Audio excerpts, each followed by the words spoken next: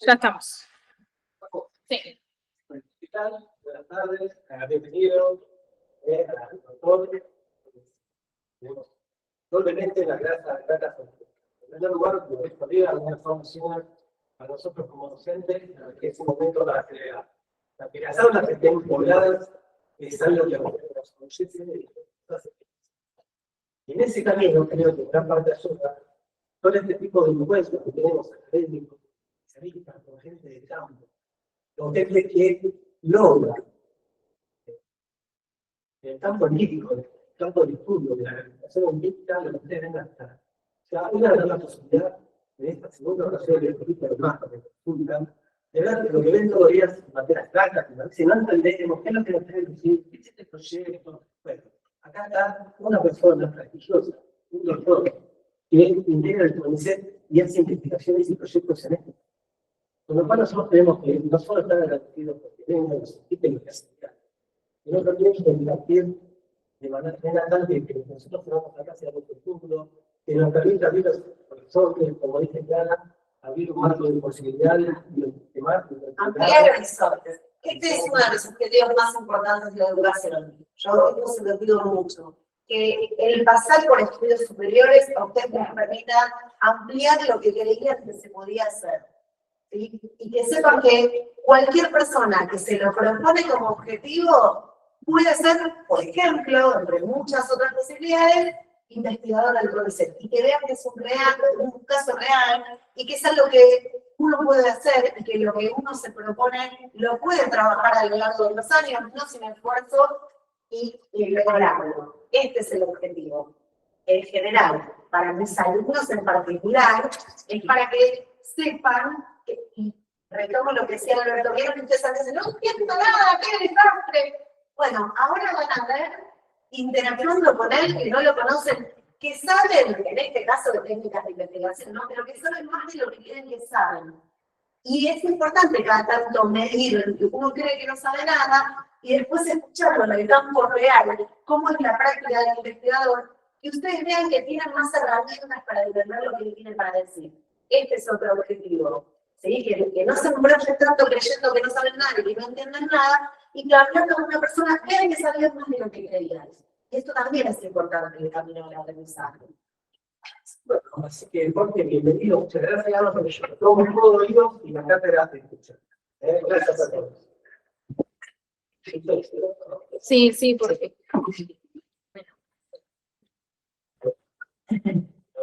Ahí, fíjate de prender. Hola. Bueno, muchísimas gracias por la invitación, por estar todos acá. La exposición se va a dividir en dos partes. Yo la voy a leer, voy a tratar de hacerlo lo más menos posible. Siempre tener papelitos. Voy a dividir en dos partes. En la primera parte voy a hablar un poco, bueno, qué es esto de ser investigador del CONICET, en el área de derecho, que es la historia, más específicamente la historia del derecho, te voy a contar un poco cómo llegué así.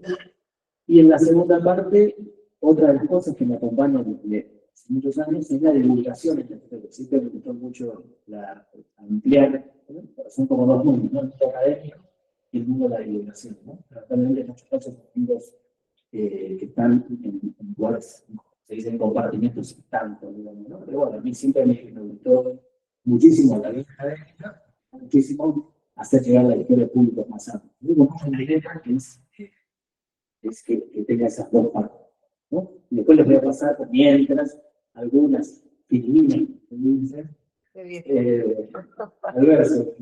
Algunas placas. Y también hay algunos pequeños videitos, algunas participaciones por programa de extensión, etc. Y algunos videitos en las redes sociales. Bueno, vos bajo la vista, pero bueno, primero para empezar a utilizar, en la teoría de se llama con la invitación a dar y escucharla. Seguiré casi arrastrando sus sugerencias y espero que les resulte de interés lo que vengo a contar. Me presento muy brevemente y luego dejamos. Me llamo Jorge Núñez, soy investigador del Consejo Nacional de Investigaciones Científicas y Técnicas, en adelante CONICET, docente en la Universidad de Buenos Aires, me tengo una cátedra de Historia Social Argentina en la carrera de trabajo. Y dos ocupaciones principales, y dos ingresos económicos principales son la investigación del CONICET y la docencia en la UBA. Luego, como casi todo el mundo, tengo trabajos esporádicos, clases virtuales, cursos para parar la olla. Todos lícitos, ¿no? Más adelante podemos conversar un poco sobre el horizonte económico que se presenta a los investigadores. Ahora bien, ¿cómo ser investigador? Ser investigador. ¿Cómo transformarse en investigador?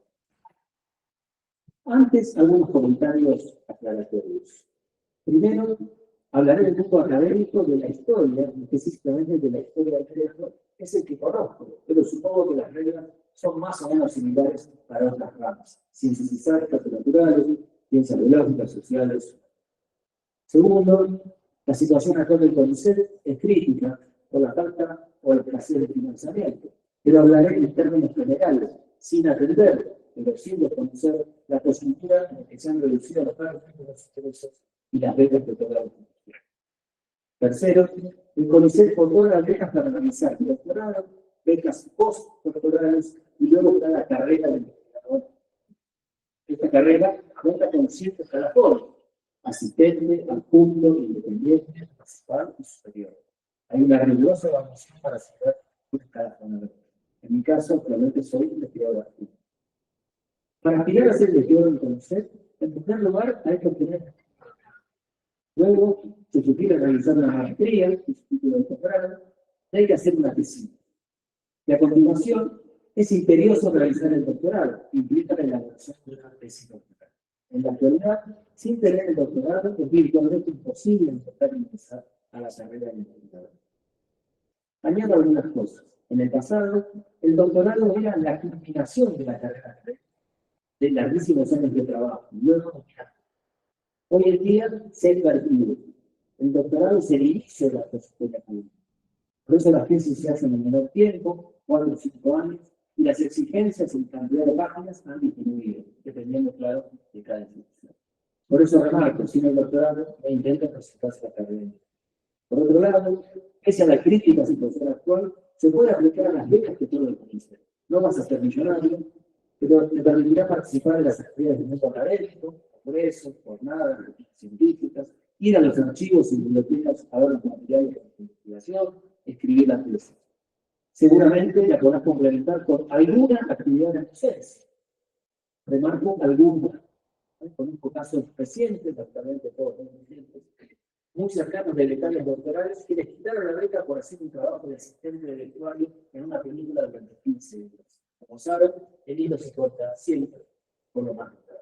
Por último, también existe la posibilidad de aplicar a becas en el extranjero. Hay becas para hacer maestría y doctorado en Europa y en América, el sur y el norte, Brasil, Chile, tienen muchísimo dinero para muchísimo más que nosotros. Como todo, aplicar a becas lleva su tiempo. Googlear, buscar, postular, juntar los papeles, en algunos casos redactar un proyecto de lo que quieren hacer de su tesis. También es una lección de vida, que separa de tus afectos, de tu tierra. Por otro lado, conocer gente nueva, lugares nuevos, es una gran experiencia vital. En mi caso personal, obtuve una beca financiada por la Fundación Carolina de España y el Ministerio de Educación de la República Argentina por 4 años en los que realicé la maestría y el doctorado en Madrid. Esa beca implicaba regresos a la Argentina para un año de meses, donde la institución universitaria, a través de la cual podía postular, me debía acoger cargo de trabajo. Este mecanismo, en mi caso, no funcionó de manera muy aceitada, pero la alternativa que surgió fue muy superable. Así que comencé a trabajar por periodos breves y a obtener becas en el Instituto Max Planck de Historia del Derecho y Teoría del Derecho, ubicado en Frankfurt, en Alemania. En resumen, mi tesis doctoral, pues si quieren después, que es un penitenciarista español, que se llama Fernando Cadalso, el estigma del nombre. En resumen, mi tesis doctoral la escribí entre Madrid y Frankfurt, lugares donde tenía resuelto el hecho de la comida, que terminaba mi cabeza en mi intención enfocarme en la investigación. Una cuestión más, es importante hablar inglés. No sean como yo, que chapuceo, cada presentación en esa lengua es como un parto, que no sé escribir, por cierto, no es algo de Seguramente muchas de ustedes nos pueden dar cuenta a nosotros. Si tienen la posibilidad y las ganas de realizar una experiencia en el extranjero, así te lo recomiendo. Manejar una lengua diferente a la nuestra, especial en inglés, les dará más satisfacción y seguramente más oportunidades. ¿Cómo llegué a la historia de las naciones? Quiero comenzar con una palabra que marcó o jugó un papel determinante en la literatura de la educación histórica. No es un mundo presente, como es el azar. Hay algunos carritos que parecen pintados a mano. Un colegio secundario público privado online, una carrera de grado en la universidad pública, luego beca doctoral, postdoctoral e ingreso a la carrera de investigador. Por supuesto, no estoy criticando ese camino, solo lo pienso en relación al mío. Un colegio secundario en el Palomar, un barrio del Conurbano bonaerense, donde soy yo, con un nivel, hace ya muchos años, bastante bajo, el ingreso a la CDC, ciclo básico común, ese gran nivelador de trayectorias visibles, no me cansaré de repetirlo. Entré al CDC y no conocía el significado de algunas palabras. Y así en un año aprendí la disciplina, la constancia, elegir si salía con amigos o iba a la cancha, o por el contrario me quedaba a estudiar. También conocí gente maravillosa que había en diciembre. ¿Por qué el azar? Vamos rápido. Julio de 2005, hace 20 años. 20 años, nada, decía tanto que me Qué viejo que está. te dice eso, no. ¿De quién era el cargo de 20 años nada? ¿De Garret? Bueno, julio de 2005, luego de 8 años de carrera, me gradué en Historia en la U. Cabe señalar que realicé toda mi carrera trabajando en una empresa en el centro porteño.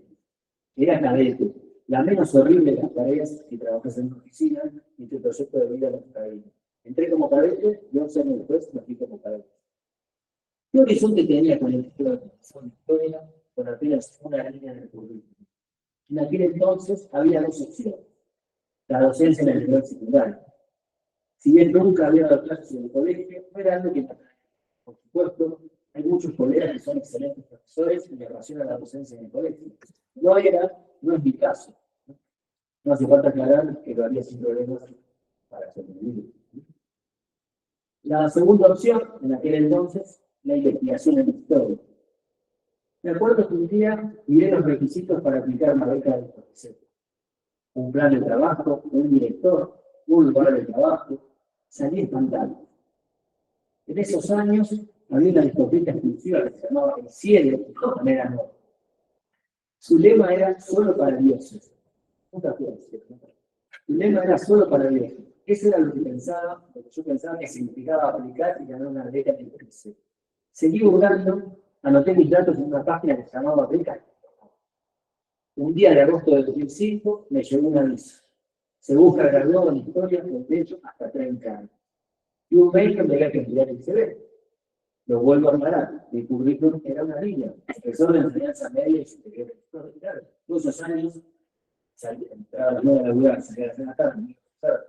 Después me volvía a Palomar, me volvía a cambiar, iba a visitar. Entonces, con lo cual nunca pude ser adscrito, participar en un congreso de la federación. Chao, nada. Una línea, profesor de historia. Enseñanza media y superior. Y tenía un buen promedio en la carrera. 7, de 8, sobre todo para las becas, también esas becas iniciales, las becas de inicio del doctorado, creo, no recuerdo ahora, también hace 20 años, el promedio subía mucho. Significativo. Bueno, entonces un mail que pagar se ve, lo vuelvo a aclarar. Mi currículum era una línea, profesor de enseñanza media y superior de historia y tuve un buen proceso de carrera. Y tenía 29 años, casi 30. Mandé mi CV, rápidamente me respondieron del Instituto de Investigación de Historia de Derecho, pidiendo un listado de mis publicaciones. No existía tal listado, no había ninguna. Iba dejando correr y desistí. Pero envié los 2 seminarios de investigación que hice para graduarme. No me puedo desplazar, pero eran 2 monografías extensas, 50 páginas, con mucho trabajo de bibliografía y de fuentes. Una sobre el Estatuto del Peón, sancionado por Juan Domingo Perón de la Secretaría de Trabajo y Televisión en 1944. Pero acá cadete de la biblioteca de la sociedad rural está sobre Florida, por lo cual hacía todos mis trámites y después me iba a la biblioteca rural, pero ya, no talqué, jefe, el hijo de él, que era histórico, por lo cual me parece un gran tipo, también era más comparación. Siempre me dice, vos haces todo para uno, haces todo lo que te da los sobrinos, y cosas que se van a parar de etc. Bueno, entonces había escrito dos monografías, una sobre el estatuto del peón, un montonazo, y la otra sobre el desarrollo tecnológico en la Grecia antigua, con un colega, un hombre para aquel entonces bastante mayor que yo, ingeniero, que estaba haciendo la segunda carrera de todo, aprendí muchísimo con un tipo marxista, esos tipos súper estudiantes, con una biblioteca enorme, re gorila. Yo lo conozco. Ariel, Es el que sí, fuimos, tenés razón. bueno, un genio. Con él y la mujer aprendí muchísimo del desarrollo tecnológico de la Grecia antigua, de comida, aprendí que existían los rabanitos.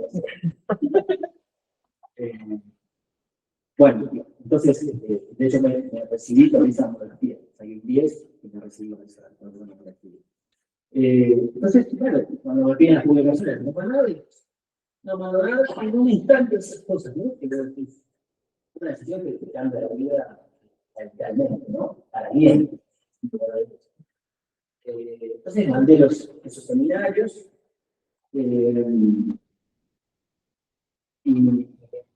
cuando empezaron recibo me mandaron una entrevista, una pieza para una entrevista. Me dijeron así que el proyecto se llamaba La América de Carlos IV, un histórico político, social, historia hispanoamericana, y lo dirigió el doctor Eduardo Martínez, en una beca por un año con posibilidad de extenderlo 3. En los días previos a la entrevista, me puse a indagar sobre qué era la historia del derecho, una asignatura que se cursa en la carrera de derecho, pero no en la carrera de historia. ¿Quién era Martínez y los miembros del jurado? Y los miembros, ¿quién era Carlos IV? Cierto, supe que era el hijo de Carlos III, aquel rey que impulsó las reformas borbónicas por las que se quedó en la tierras. También me procuró un saco con el doctor amigo y me aseguré que en el trabajo me dejaran ir a la entrevista y la ropa. Entonces las hago muy largas. Fui a la entrevista, dije buena impresión y me ofrecieron la beca. Las compras eran 1.040 pesos por mes, año 2005. Eran 1.040 pesos por mes, sin aportes, jubilación y obras sociales. Y tenía una duración de un año. Yo tenía un trabajo permanente como cadete en la empresa mencionada anteriormente. Ganaba 3-4 veces más si debía a médicos, 3 médicos, lancho en tigre, y que canasta, un bono de fin de año, un año, etc. Claro, si me quedaba allí, iba a trabajar siempre como cadete, iba a ser siempre cadete, nunca el corredor. El proyecto al que yo me sumaría como becario era sobre la América. No es mi periodo favorito. Siempre me encantó la toda Argentina contemporánea. Es estas contras, no les miento, no dudé en muchas cosas. Algún día, entonces, tomamos un libro que mucho más largo de la historia, que fue la cabeza de sobre lo que se puede decir, pero no, está muy difícil hablar del papel, por eso me gusta. Mi hermano más grande, es físico teórico, anduvo por la máquina de Dios, Harvard, de MIT, que es un capo. Me dijo, y le dijo a mi familia que hubiera la decisión que tomaría. Si haces las cosas bien en el mundo académico, una beca te lleva a la otra y vas construyendo un camino. Y así fue. Renuncié a un empleo fijo, bien remunerado, no enseño en intimidad, para ir a leer correspondencia de leyes de Carlos IV en el archivo general de la Nación, cartas de fines del 1700, cuya letra al principio me parecía un delito para mí. Ahora bien, ¿cómo llegué a investigar sobre la historia del sistema penitenciario? Nuevamente el azar. En ese año de 2005 estaba tomando una cerveza y me cuenta que trabajaba, aún hoy trabaja, en el patronato de liberados. Le pregunto, ¿qué es? significa que era una institución que ayuda a las personas que salen de la cárcel, procurando un trabajo para evitar que reincidan en el delito. Me puse a indagar, y lo fue un jurista llamado Jorge Frías en 1918. Unos años después, en 1921, se sancionó un nuevo código penal, que se establece hoy en día, y se estableció en ese código la libertad. En el articulado, ustedes saben, ¿no? Se cumple a cumplir 2/3 de la condena, el tercio restante lo pueden cumplir con fuego, así que una también. En ese articulado, en el inciso 5, que lo que decía, el liberado se debe encontrar bajo la protección de un patrón. Entonces, claro, empecé por Frías, el grupo del Código Penal, me apareció en el medio de una persona que se llamaba Julio Herrera, un jurista autodidacta, pequeño, finalista, súper prestigioso, olvidado por la historiografía y por los contemporáneos. Bueno, y así me fui metiendo en el tema carcelario, muy poco a poco. Ventajas de haber empezado ese camino. Me interesaba mucho más que Carlos Juárez, sin lugar a dudas. Y estoy convencido que tu tema de tesis te debe apasionar, si no es muy difícil completarlo. Lo tenés en la cabeza varios años, soñás con ese pollo, soñás con Paralso, aunque puede ser un país accesible oral, no son sueños, son sueños, ¿no? Lo podría vincular con el tema, lo podría vincular con la historia del derecho, con el derecho penitenciario, un tema escasamente recorrido por la historiografía jurídica. Esto es importante, encontrar temas que hayan sido poco trabajados, creo que es un plus. Tercero, trabajar esos temas penitenciarios me iba a permitir moverme en el periodo que siempre me había fascinado, la Argentina de la primera mitad del siglo XX. Y acá estoy, hace ya 20 años, haciendo mi camino en esta temática. Realicé numerosas investigaciones, de más de medio centenar de artículos, libros, publicados en nuestro país, en el extranjero, en España, Alemania, Estados Unidos, etc. Codirijo con un querido colega portugués, el juez y historiador, y para mí una gran fuente de sabiduría y verdad, la revista de Historia de la Institución. Ya editamos 20 números de nuestros primeros 10 años de existencia. La pueden consultar de modo online y gratuito, ¿no? Sí. También intenté acercar colegas de historia a la historia del derecho, para valorizarlo, puesto que los abogados se interesan por esta disciplina. Y así creé las jornadas de jóvenes investigadores de historia del derecho, donde estudiantes de grado, de posgrado, presentaban sus incipientes investigaciones y un panel de expertos con buena onda y paciencia que hacían una devolución. Dirigí jornadas casi 10 años, luego me pasó al costado, porque creo en el llamado traspasamiento generacional y no atornillarse a los cargos. Las jornadas este año se realizarán en Río de Janeiro, invitado con el bebé de las fuentes de la investigación. Para llevar adelante mis trabajos, los lugares que visito con más frecuencia son los archivos, los museos penitenciarios y las bibliotecas y hemerotecas públicas. Dependiendo del tema que esté abordando y los materiales que es el repositorio con el cual me dedico. Si tengo que ver la prensa diaria, voy a la Biblioteca Nacional, donde está la hemeroteca que tiene diarios y sí, en algo ahí está la quinta presidencial del año 55, que conllevó el año después, se estableció allí la revolución.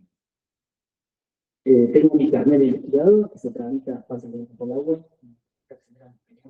Comienzos y mediados del siglo XX. Tiene una gran colección de diarios y revistas de la Biblioteca Nacional, la Biblioteca de Asunción. También visito con frecuencia el Museo Antonio Valdés, Servicio Penitenciario Federal. Antonio Valdés fue el director de la Biblioteca Nacional, una cárcel muy importante que estaba en las cenas y en el día. Donde está ahora, que antes estaba la cárcel más importante de la Argentina, que era la Peregrina, 700 celdas, granja, imprenta, de todo, no había sido visitas ilustres a conocer la Nacional, se crearon a fines del siglo XIX, en 1977, y fue demolida en la época de 1961. Hoy en día está hay un parque enorme, está el CGP, una escuela, una iglesia, un espacio enorme. Sí, se construyó ese proyecto penitenciario de esa Argentina de los años 80. Bueno, como decía, visito con frecuencia el Museo Antonio Barnett, está en el barrio capitalino de San Telmo, y el archivo inclusive del Servicio Penitenciario bonaerense, ubicado en la ciudad de La Plata, donde accedo a revistas penitenciarias de la época, diarios producidos para y por los presos, fichas criminológicas, literatura penitenciaria y un largo etcétera. Asimismo, me dirijo al archivo penal de la Nación para ver materiales específicos como memorias ministeriales, legajos, fotografías. Los lugares encarcelados en la época criminal, es una época que viene trabajando hace bastantes años, ¿no? La última, mi libro fue celebrar carcelaria en Argentina, que benefició a los presos y a los condenados y a los funcionarios penitenciarios. La hizo un señor llamado Roberto Petinaco, la abuela de Tamara y el padre el saxofonista de mítica, Tomás Zul. Y fue, creo yo, insisto, la última vez que hubo tanta atención y tantos recursos para mejorar la vida de los presos y de los penitenciarios. Después eso, muchas de esas cosas fueron congeladas, no así todos los logros, los beneficios que obtuvieron los penitenciarios, ¿no? Entre otras cosas, por ejemplo, se jubilan, luego de 25 años de actividad se jubilan, cuando se ingresan a los 18 a los 43 años están jubilados y pueden seguir haciendo, si lo desean, otras actividades. Perdón, los lugares que van variando, otro del tema que estoy investigando en el momento. Por ejemplo, ahora mismo logré entrar al archivo del Secretariado de Ayuda Cristiana a las Cárceles, más conocido como el SAC, una institución creada en 1957 por Iñaki Yerpiazu, un cura vasco exiliado en la dictadura de Francisco Franco. Esta institución procura, puesto que existe hoy en día, ayudar a los egresados de las cárceles. Me abrieron el archivo que nunca había antes ningún estudioso, muy a poco con un grupo de la zona social. Y siempre recursos económicos estamos viendo y pensando en los materiales. ¿No? Recién ahora nos estoy viendo más investigación. Aquí es una figura, creo yo, súper interesante. Vieron cuando uno está enfocado en un tema, que pasan por el costado otras cosas. No sé cuando habla de tiempo, sobre la banda rock que escribí, también es un poco la misma metodología, ¿no? Pero el nombre de eso me parecía, porque yo miraba Petinaco, etcétera, y alguna vez, no sé, googleando algún día, entro a la página del SAC y les mando el correo, no, y me invitó Darío, me invitó a conocer el archivo, es una cosa hermosa que tiene mil cosas para ver, está el archivo personal, y es un tema de la boca de la yo creo que la capucha, bueno, saca su ropa de cura, sus, bueno, discos, su escritorio, ¿no? Sus documentos personales, y después está todo lo que buena atención de SAC, ¿no? Tenía mucha relación con las cárceles, con otros patronatos integrados, con empresas, una figura muy importante, ¿no? Y muy, también su nombre me había aparecido, como tal que cuando Roma lo vio, Petinaco, el director de prisión, estaba de viaje, diario, bueno, claro, su cabeza tenía precio, porque era muy cercano a Perón, Evita, etc. Entonces se refugia en la embajada de Ecuador, ustedes saben que las embajadas son territorios, pueden entrar a la teoría, no pueden entrar a casi hubo campos, hubo Buenos Aires, a Medina, bueno, y hay una larga intervención. La cuestión es que el padre Azpiazu, que había sido capellán de prisiones durante el peronismo, lo mete adentro a un campo capetinando que se hacía en trabajar, vos hace ese colombiano, ¿no? Que nace en la embajada de Ecuador. Entonces ahí me había aparecido su nombre, una figura interesante, fue confesor de la dictador que tocó a Perón, ¿no? Que proscribió el peronismo. Cuando murió en el 81, llegan cartas a Alfonsín, entonces, sí, con lo cual es una figura súper interesante que yo recién estoy asomando, digamos, ¿no? Insisto, en la posibilidad de abrir un archivo, así que ahora mismo estoy metido en esos ministerios. ¿Vamos bien o me quedé? Perfecto. No como dijo Dual de Víctor Juan, pero nosotros estamos bien y Estamos mal y vamos mal. nosotros o El país se entrega. bueno, Carlos vive.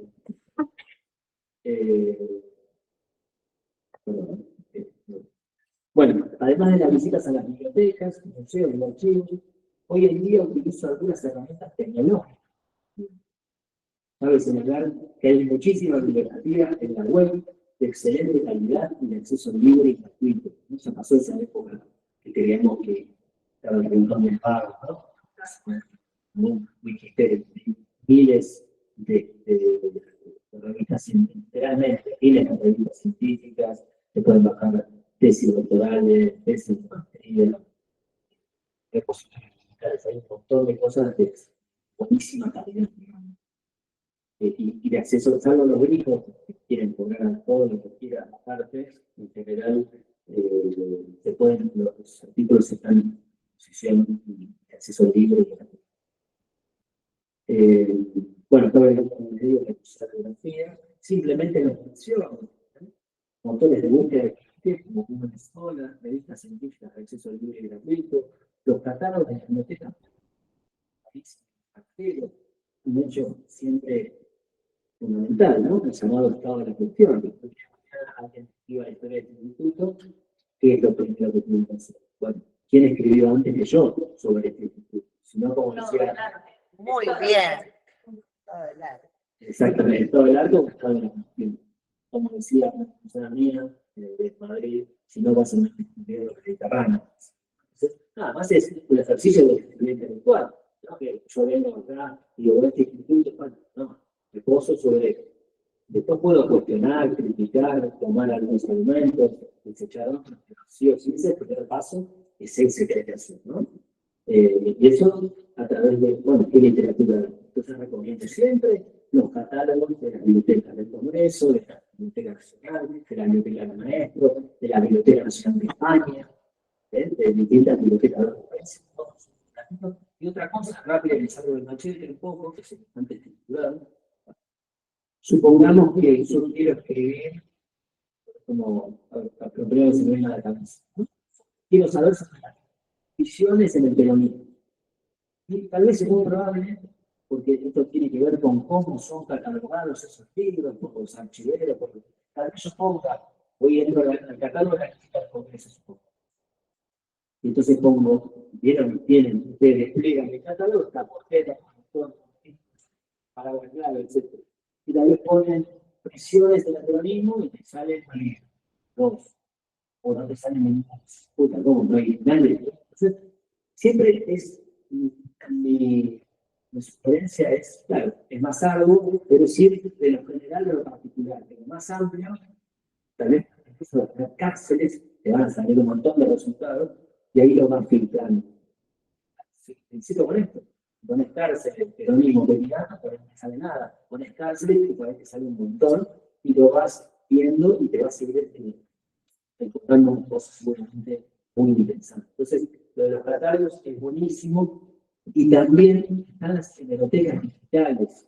Una cosa que ojalá, claro, en nuestro querido país tenemos tantas deudas sociales que a veces está mal, pero no que uno le da fuerza, decir qué lindo sería que La Nación, Clarín, Página 12, Razón, etcétera, necesitan ese en sus dedos, ¿no? Hay tantas actividades antes, ¿no? Pero bueno, no importa. Hay bibliotecas digitales. España tiene su biblioteca digital. Lean, ponen PNE, Bibliotecas de España, biblioteca digital, los lleva allí y pueden buscar hay miles de diarios, revistas, en España desde 1700 hasta ayer. Y ponen así, tienen un montón de filtros de búsqueda. Pueden buscar por localidad, pueden buscar por tiempo, periodo, por palabras, no pueden entrecomillar. Así yo encontré para mi tesis doctoral, porque ahora son cosas que de otra forma es imposible. La directora de prisiones viajaba por toda España y un día va a Ávila a ver una prisión, que es una noticia así. Como yo llevo un diario de Ávila, el mío, no había ninguna chance. Ahí se me siento entonces, la Biblioteca Nacional de España, la Biblioteca Digital es mágica, incluso tienen cosas nuestras de Argentina. Las cosas que acá no están, que las tienen recién digitalizadas, y los brasileños también han hecho una labor de una biblioteca digital, también por localidad y por palabras, siempre a veces comisaron signos para mostrarlo. Si no, también le puedo entrar por comillas, claro, se hace más extenso y seguramente más exhaustivo. Bueno, pero eso es muy importante, esas herramientas. Estos son gratuitos. Otra herramienta que se usa bastante, que me gusta, también, son puertas de entrada.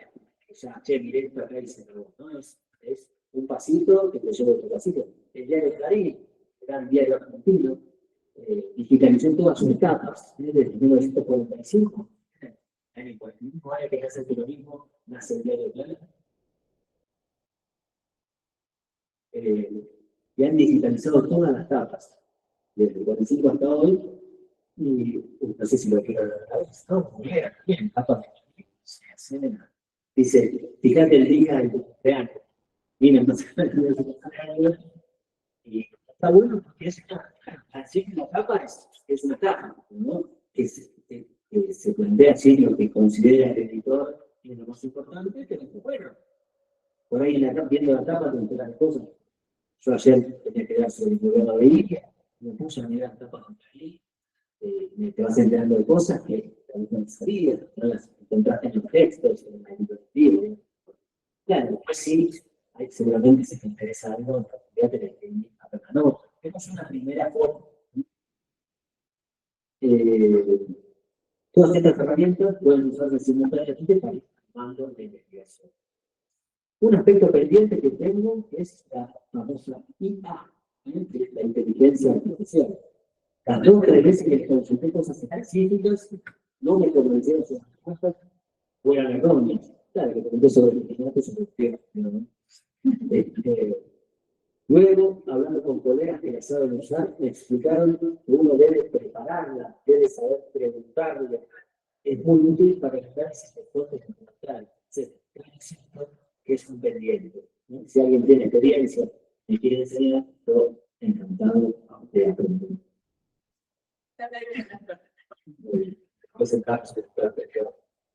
Segunda parte me revisa. Vamos por ahí, pero sí es importante navegar, y más en los primeros pasos, que muchos están normales. Cuando hacen una búsqueda, necesita fuente de realidad, es ir y verificar que la fuente sea correcta. Y todos han escuchado por la guía de vida. Y una de las cosas que estaban de mirar de la guía es que inventa fuente. Entonces, por lo general, la fuente que cita, hay que decirle, bueno, dame vínculo, porque todo lo que te cita la guía está interesado. Y verificar si ese vínculo verdaderamente es una fuente genuina. Esto es una de cuando haces cursos, es una de las cosas, va a ser un tema de investigación, por eso me animé a es importante que lo hagan.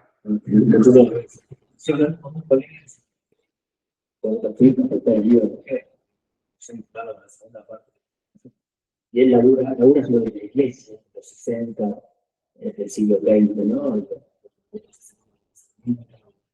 Esa iglesia, un oído del evangelio, fuerte, y él labura mucho para realizar la fuente.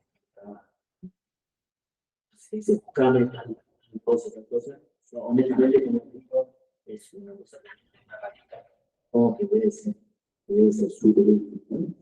Pero yo estoy en pañales, ¿no? Con ese tema. Bueno, la divulgación histórica, la segunda parte, ya la dejo de paz, ¿no? Orgulloso porque entiendo. Mi interés por hacer llegar la historia al público más amplio comenzó casi apenas recibido la carrera de grado, con lo cual a las dos, el camino de la carrera y el camino de la casó. Así, para septiembre de 2005, dicté una conferencia sobre la historia de la televisión italiana popular, que es una localidad de Caseros, un trabajo muy malo. En el año 2006 empecé a publicar pequeñas notas. Empecé a publicar pequeñas notas en revistas de circulación municipal, de mi barrio, de Palma y de Caseros. También yo revisando, claro, empecé a revisar cosas que había hecho. Y siempre hay una metodología que es bastante similar. Esa nota es sobre en Palmar y para San Fermín, que se creó en el año 44. Diciendo, habrá cosas mitos de la realidad, pero ese trabajito, son esas cosas tiene la misma la prensa, la nación, el diario, y a ver qué referencias encontrar sobre eso. Por eso digo que de algún modo la metodología es similar, ¿no? El mismo esquema que aplico para elaborar cosas académicas, es el mismo esquema que aplico para elaborar cosas de divulgación, claro, cuando lenguaje, etc. Bueno, en el 2008 publiqué varias notas en la revista Muy Interesante, en una sección titulada Batallas por la Libertad, en que abordé cuestiones históricas de la época antigua, de la Guerra Civil Española, de la época de la conquista española, de las alianzas del siglo XX, la toma de la Bastilla durante la Revolución Francesa, la rebelión de Tupac-Amaru, etc. Ahí va algunas competencias. Un editor de la revista muy interesante que conocí por un programa de televisión, me sugirió la persona de escribir las páginas de accesible.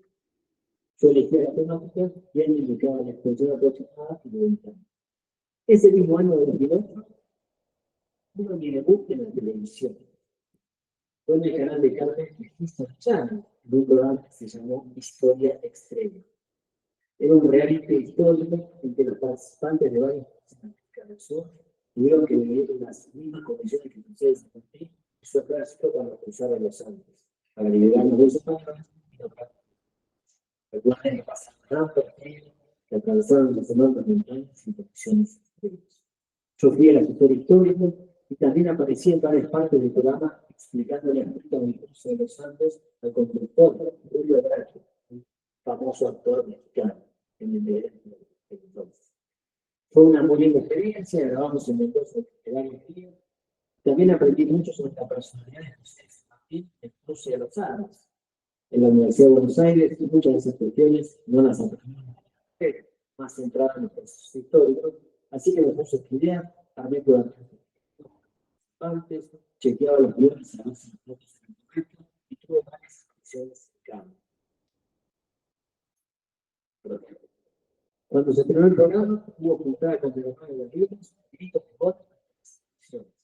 Si bien Historia Extrema estaba pensado para tener hechos históricos relevantes de otros países sudamericanos, ese trabajo se dejó de hacer. En 2013, ya doctorado en España y regresado a la Argentina, realizó un documental con mi hermana José, sobre Papa Argentino, por tomar en marzo. Abordamos un aspecto que no se había conocido en la infancia y adolescencia. Por ello, me fui a la biblioteca de archivos y también hice varias entrevistas. Después de una breve invité al padre Humberto Villone, la parroquia de Buen Pastor. ¿Por qué? Pero yo cuando era muy joven, ¿saben qué es lo que sí, el padre Humberto Villone? Sí lo dijo. Luego de la entrevista, Humberto, que entonces de 80 años, hoy un joven de 32, me comentó de una actividad que se hace en la iglesia, llamada la Noche de la Caridad, en que se cocina para personas en situación de calle y familias con problemas económicos. La entrevista con Humberto fue el martes, la actividad se hacía los viernes, luego de la noche. Así que ese día fui con algo de prejuicio y me encantó la gente que participaba. No importaba qué pienses, a qué importas, allí lo que nos unía era ayudar a los demás.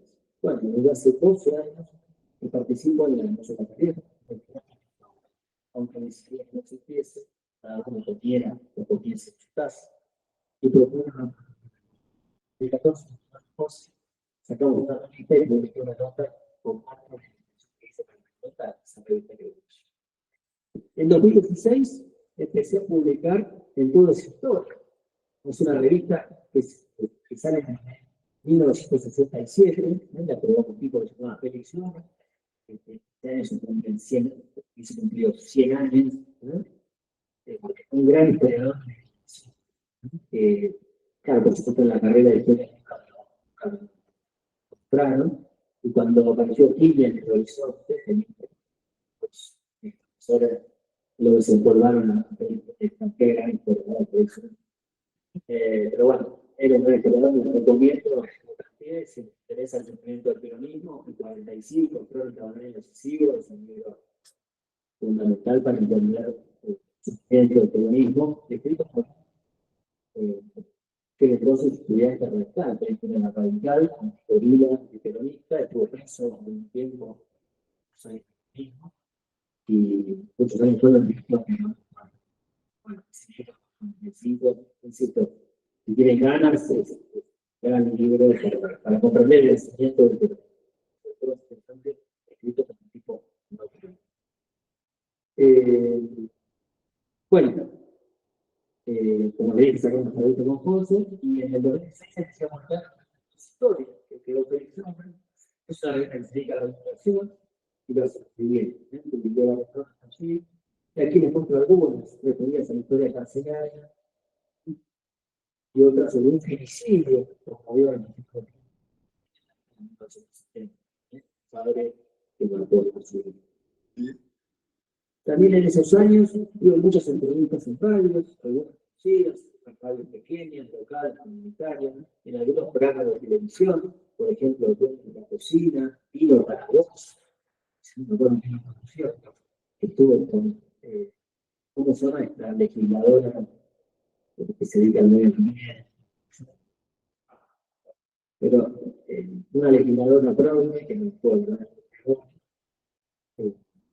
estaba asesinada.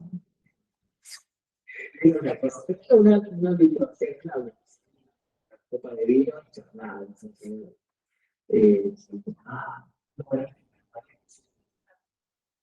Cecilia Pando y otro más, pero que buena yo decía.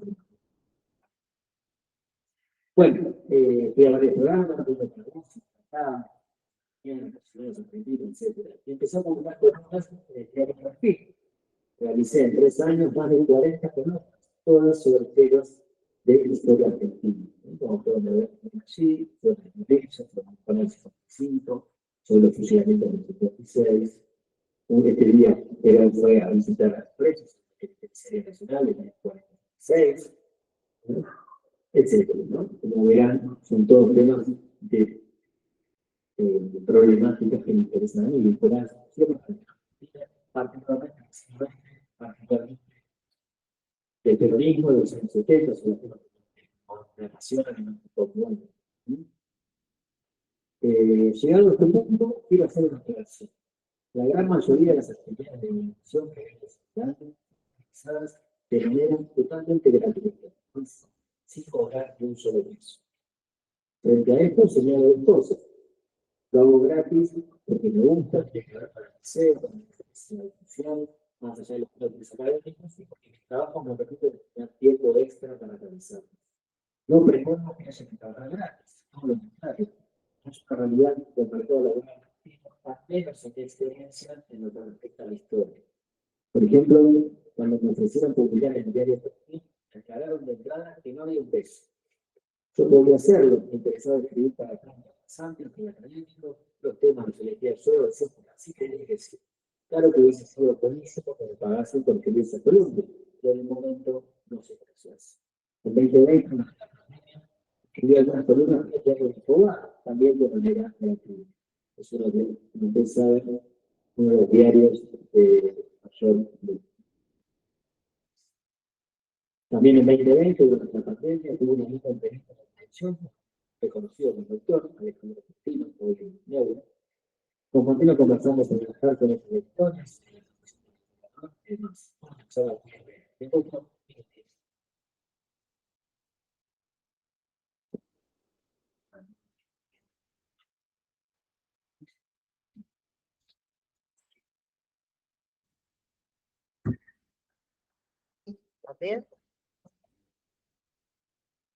La reforma dentro de la misma, ¿no? El trabajo, la instrucción, la disciplina. Y que cuando salga tenga algo, si no, ¿qué va a hacer? Va a volver a cometer delitos y va a entenderse. Pero todas estas problemáticas no son nuevas, es lo que quiero decir. Y de vuelta, no es para no. Yo tengo mis ideas, etcétera, pero soy historiador, entonces prefiero hablar del pasado. Digo, el problema carcelario viene de Fidesz, en Argentina viene de Fidesz del siglo XIX, digo, ¿no? O sea, en los años 30 hubo alguna mejora, se creó lo que hoy es el Servicio Penitenciario Federal, y me parece que con Petinato hay una mejora judicial, penitenciaria y de los presos. Escuchame, sos hermanos José, ¿no? Sí, y venía a hablar del trabajo, pero hablo de la Vuelve loco. Sí, doctor José Núñez y Jorge, bueno, son todos ustedes una familia de intelectuales. José también, ¿eh? Sí, José también es un tema, pero no dejas, serás un Es un crack. Mirá que va de tema a tema. ¿Qué tenías que traer el trabajo? Yo te había dado una clase. La verdad que con la entrevista, contexto. El año 2020 fue el centenario de la muerte de 9 de verano, junto a una querida amiga, María Cecilia Míguez, hicimos un programa sobre, en realidad fueron 24 programas de 3-4 minutos sobre diferentes aspectos de la vida del migrante. Los microprogramas, los otros, y el trabajo de los otros, y se metió con la televisión pública. Los minutos sobre el migrante, opinaron, había la experiencia de trabajo en la cárcel. El programa se dio mucho en el país, de la película, se permite y lo cuento y para permitirlo también editar los videos para poder pero bueno.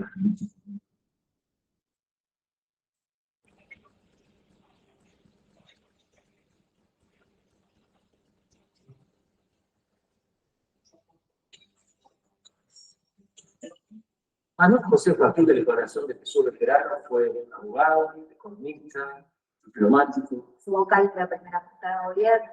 político, periodista, incluso militar. Tuvo muchísimas funciones fundamentales para nuestra historia. Por eso Belgrano está en todos lados. Belgrano va a ordenar a las costureras realizar escarapelas para todos los soldados y es una escarapela de los colores blanco y celeste. Es una idea de diferenciar en el campo de batalla, diferenciar a los soldados y sobre todo crear un sentimiento de pertenencia. Fue un patriota convencido de la unidad de los territorios. Tanto Belgrano como San Martín lucharon por la unidad, por la integración de las milicias del Río de la Plata y la integración de sus sectores populares. Ya antes de la Revolución de Mayo hay escritos de Belgrano donde él afirma que el peor de los males para una nación es la desunión. Bueno, voy cerrando, pero no sé qué he hecho algo aquí. No, que pasemos, si no hablas de los espejos, a mí mis estudiantes no me van a dirigir mal la palabra. Sí, ya tenía que ver. Ellos están la puerta Porque además tiene un montón de preguntas para hacerte, así que... no problema. Bueno, también hice programas, hice guiones para programas de historia rica que sale por salir de TN, ahí hacías informes sobre las corrientes migratorias, las corrientes pajeras, etcétera, que es algunas cosas que no y ya paso así a la parte final, un poco la clasificación social, ¿no? Abrí para hace varios años, inicialmente, bueno, mi norte, se puede decir de algún modo, es siempre publicar lo que nos viene. Cuando estés pensando que esto va a gustar, no va a gustar. Entonces hice muchos posteos, comencé haciendo posteos, yo insisto siempre sobre el tema de interés, después hay un montón de conocimiento de vida, vinculado con experiencias, y después cosas personales, ahí como no cose, objetivos, en el mundo, que lo decir. Ahí con el libro de los piojos, no se lo menciono, claro, el pánico, el Frankfurt, el de 2022, es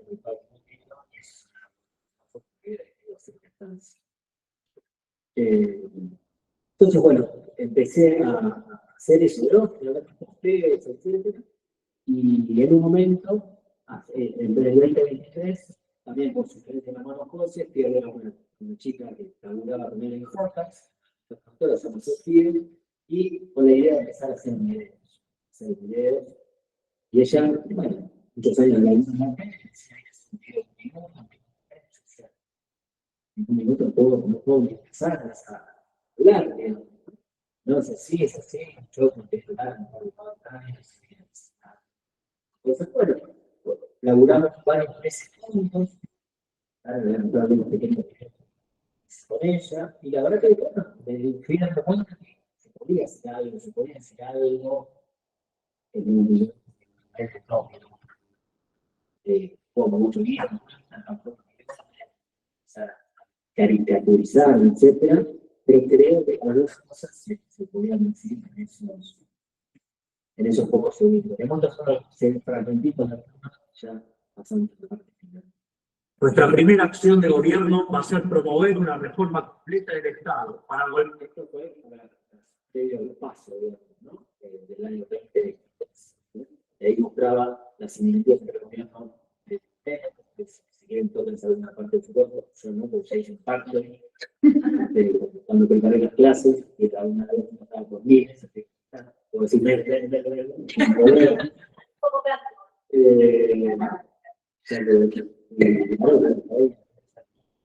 bueno, entonces mostraba un poco las similitudes entre ambos proyectos políticos. Este fue un video que como se dice, se viralizó bastante. Estado que teníamos antes de la llegada del kirchnerismo al poder. ¿Qué se refiere Milei cuando dice antes del kirchnerismo? Dice volver a los años del gobierno de 1989 a 1999. Entonces, ¿cómo sería su gobierno si su gobierno preferido es el mismo? Economía. Menem recibió un país endeudado y con hiperinflación. En pocos años logra bajarla, se establece la convertibilidad, un peso, un dólar, y llega la inversión en el Estado. Ahora bien, esto duró unos pocos años. Luego vino la recesión, desocupación, flexibilización de la banca y un brutal endeudamiento externo, mayor aún que recibido del Estado.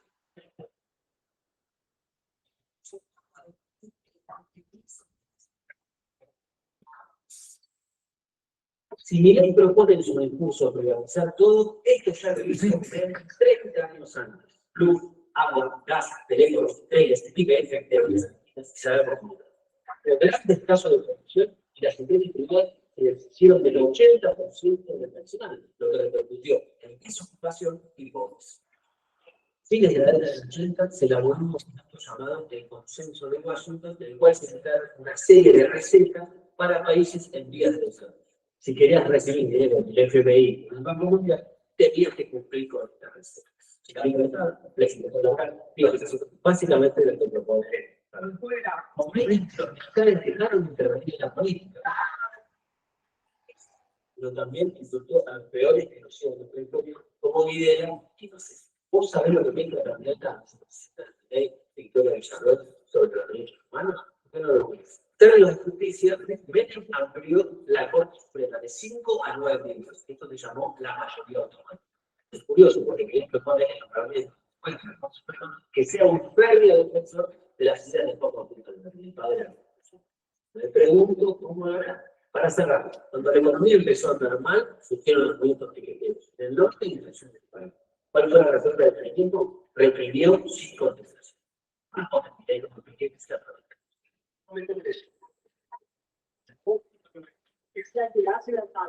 ¿Estás a favor? Quise contarles un poco, sobre todo a las personas más jóvenes, lo que fue el detenido. Les pido que indaguen un poco. Sí, un peso valió $1 y durante unos años, pero después esto. Mi balance de la década de la lista es grande. Quizá te imaginarás lo que pienso sobre las protestas de Milenio. No trato de comprender. ¿Y vos? ¿Qué pensás? Y recuerda, no creas.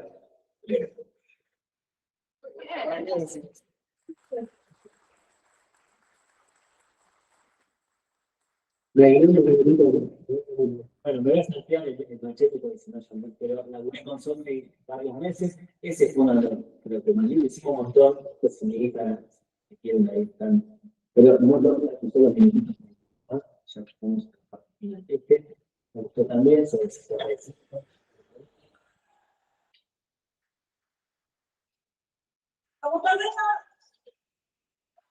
Así bombardearon Buenos Aires día como hoy de 1956. Y así fue como se convirtió en una de las peores masacres del territorio. El bombardeo a la Plaza de Mayo. La cosa fue así, pero llevaban 9 años en el cargo de presidente. Había sido reelecto con el 63% de los votos, el mayor triunfo electoral. La situación política estaba muy tensa. El gobierno se pelea en esa campaña porque esta quiere crear partidos demócratas. Además, la iglesia le comentaba la canonización de Eva, la penalización de la sociedad y ciertos comportamientos no morales de Perón. En esa pelea, el gobierno suspende la enseñanza religiosa en las escuelas, legaliza el divorcio, legaliza los prostitutos y propone la separación de la iglesia. O sea, todo mal. El 13 de junio se hizo la celebración del gobierno religiosa que se transformó en una radicales, comunistas, que eran de la iglesia, socialistas, de la revolución, marcharon bajo la consigna Cristo Pérez. Ese día se quemó la bandera. 3 días después, o sea, el 16, el gobierno organizó un acto de desagravio para la quema de la bandera. Y allí los aviones de la Marina desataron. ¿Cuál fue el objetivo? Matar a Perón, perseguir a su fuerza de apoyo, quedarnos sobre el pueblo e instalar un unidad político del radical, el Partido Comunista y el Partido Social. ¿Qué bombardearon? La Plaza de Mayo, la Casa Rosada, el Ministerio de Economía, la CGT y la Residencia Presidencial. Hubo más de 350 personas, muchas de ellas viajaban en los refugios, los bombings de una de las más que yo soy de Santiago, los pilotos esa noche, grupos de periodistas enardecidos quemaron las principales iglesias de la capital. 3 mujeres. Uno, nadie recuerda el nombre de los pilotos que masacraron a la La memoria es mayor dentro de los de lectura, mayor que la bomba de la 3, no hubo un solo condenado. Te vengo pensando, te levanto. Recuerda, creo, bien. La cuestión es no para el otro. Bueno, ya voy cerrando. Hay otro más ahí sobre el Che, hay un montón. En un momento, claro, no pude trabajar con Sofi. Eso, tenía mucho trabajo, yo no podía pagar lo que cobraba. Ahora, bueno, entonces, una cosa, ¿no? Que van a quedar la viralización y todo eso, al menos en mi experiencia, no es que voy a asesorar a un chino y te digo, che, ese video, regalo, te da gratis, los amigos, nada, al live no se paga, no se así que bueno, después empecé a laburar con un centennial, son los que nacieron de los centennials. Sí, ¿no? Eh, Los centennials, ¿cuáles son los centennials? Sí, los nacidos en los 2000. Sí, señora, los centennials. Ese amigo de Belgrano, y bueno, empezamos a laburar con 4 meses también. Hicimos unos cuantos videos en la parte esencial, en la educación, sobre sexo y política, hacer ensarrando y compañía. Hicimos solo que salimos a la calle a preguntarle a la gente qué historiadores conocí, ¿no? Entonces, tocamos la ocupación de la evolución del estudio. Otra, ¿no? Pero eso es no, porque nunca soy historiador, salgo a la calle a contar a la gente. ¿Quién es tu nombre? Héctor. Un futbolista. Bueno, en la historia lo que busque. Bueno, Caballo. Un historiador. Todos los historiadores. Entonces,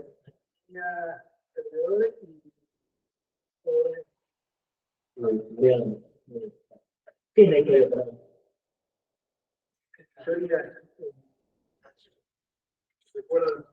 ¿Un cantante o una cantante?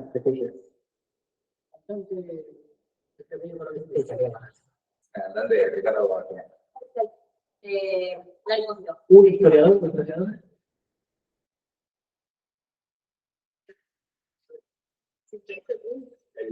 Para vos, ¿qué es la historia? Del pasado que influyen en el presente, claro. Grande. ¿El primero se te viene a la mente? No, sábado, el resto fue. ¿Y qué es la historia para vos? Ser el hoy y el futuro, o sea, es saber. Grande. ¿Un historiador o historiador? Cristóbal. ¿Qué es la historia para vos?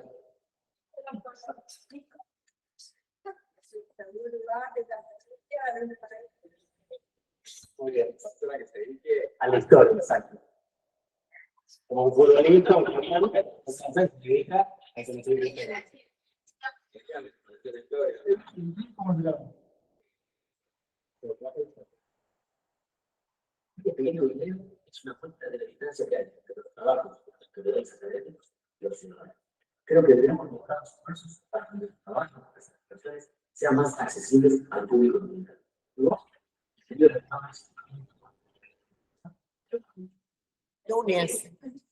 Núñez, por supuesto.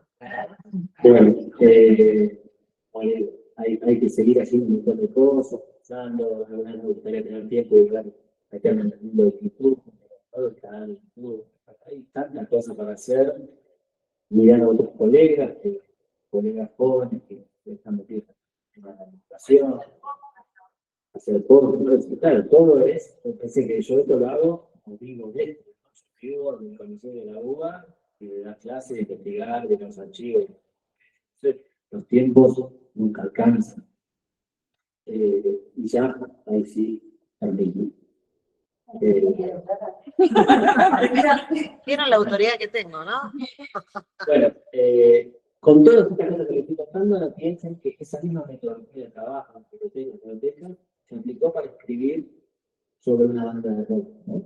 Dice, por el país, pero tengan en presente eso, ¿no? Yo estaba en la Biblioteca Nacional, en la biblioteca, hurgando faenas académico-penitenciarias, en algún momento me aburrí de buscar si salía alguna línea sobre algo que pasa en las cárceles. Ustedes saben que no es una noticia que esté la primera plaga de ayer, ya algo que tiene el tema carcelario no es un tema, ¿no? Lo que fue una vez. Entonces, en algún momento me cansaba un poco de eso. Empecé a pedir revistas de fines de los años 80, revistas culturales, revistas de rock, Cerro de Sucesos, Semanal de Rock en Blanco y Negro, El Porteño, cosas, que estamos en la biblioteca, pero es anterior del 70, pero también abrí. Yo empecé en mi horizonte era el piojos, en realidad, el motor inicial era hacer una biografía de Andrés Cero Martínez. Yo creo que alguna vez se puede hacer y otra vez yo, como ustedes saben, es un gran artista, de juicio nacional, llenó River con piojos, con Persa, claro, es una gran trayectoria en la música. Yo siempre dije, ¿cómo no hay una biografía de cine? Así que eso fue el motor inicial, ¿no? Y me parece interesante, no hubo una idea prefijada, y este es el camino. Yo dije, che, quiero escribir sobre Ciro, ¿qué hago? Soy operador, y empecé a mirar como les digo, hice un alto en las tareas, y empecé a pedir estas listas, y ustedes no sé si tuvieron la oportunidad, pero revistas como el Porteño, la gente que escribía ahí, velocísima, ¿no? De fines de los 80, es el retorno a la democracia, votando sin la dictadura, muy buenas pruebas, trabajos, ¿sí? Bueno, empecé a revisar eso, y lo que había en los kioscos, lo que encontraba, muy poco, creo que se quedó pruebas Martín, y además esos años eran superando. Los libros de la carpeta, aquí, bueno, eso, empecé a copiar materiales, leyendo el libro. Al mismo tiempo, claro, empecé a leer los libros que había sobre el rock nacional, no es una literatura que yo había. Y entonces, había empezado a leer los libros sobre el rock nacional, claro, me centraba en el capítulo de los kioscos, y me pasaba un poco que todos más o menos decían más o menos lo mismo. ¿No? O sea, algunos hitos en la historia de los kioscos, el ingreso del siglo en el año 89, que ingresa unos años después, yo denomino la prehistoria de cosa, y cuando se inicia la historia de los kioscos, no lo digo yo, la banda cuando escribe su propia historia, en el año 99, obras, que es el Maradona, etc., ellos tenían los 10 años de la banda. 99 menos 10, 89. O sea que el inicio de la banda es el ingreso del siglo al grupo. Entonces, todos más o menos los argumentos eran más o menos similares, ¿no? El ingreso del siglo, el viaje a Francia, en el año 91 viajan a Francia, que es un viaje muy bizarro en muchos aspectos, musical, etc. Y después empiezan a sacar el primer disco, Chac, tocan una local que estaba ahí en San Telmo, en Cochabamba al 400, después sacan otro disco, después y la explosión y la necesidad con tercer arco. No sé, yo le pregunto, ¿alguien me recuerda qué temas icónicos hay en tercer arco? Muy bien. Del 92. Del 98 hay una serie, estaba en el película ahí. ¿Qué más? Maradó, verano del 92. Muy bien, Pasolita. Pasolita.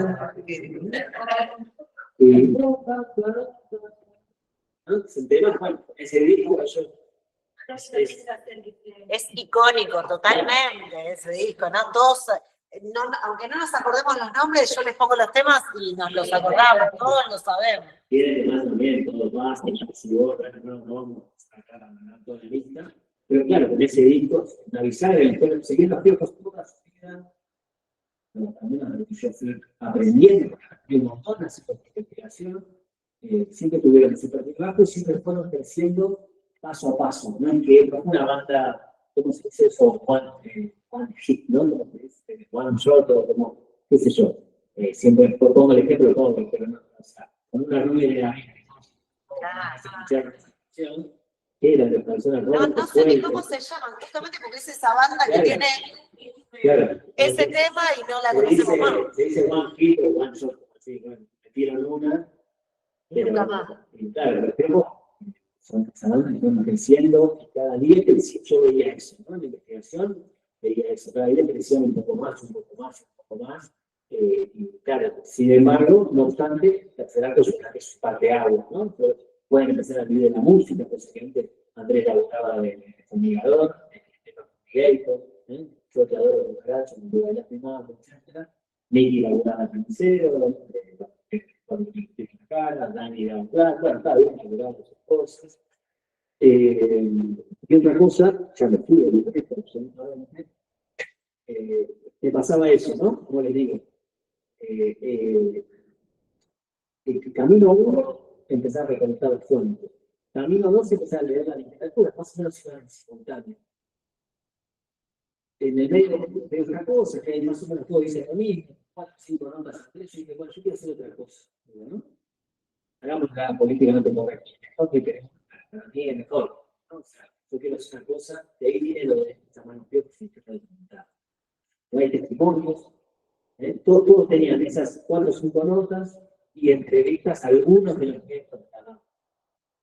Salvo Andrés Ciro y Pocho Roca, que son manager, Andrés y Pocho, que son manager, que nunca vieron Twitter, nada más bueno, no solía hablar. Entonces, ¿cómo estaban? ¿Cuántos necesito? Y algunas actividades viendo la banda. Y yo dije, yo quiero hacer otra cosa.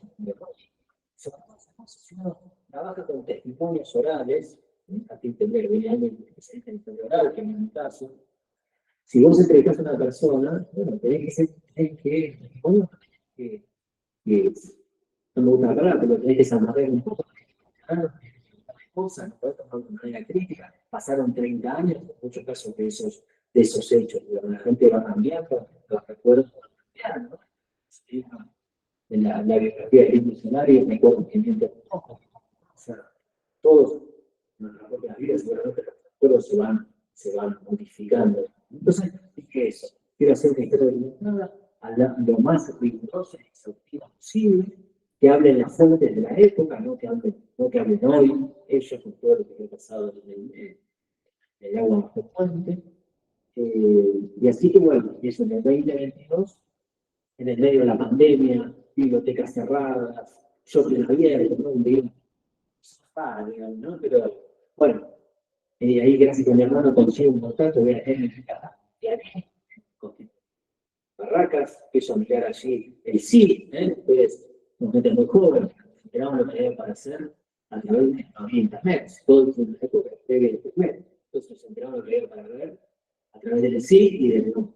Primero el sí de Clarín, que es un evento, y después el no de Bajo.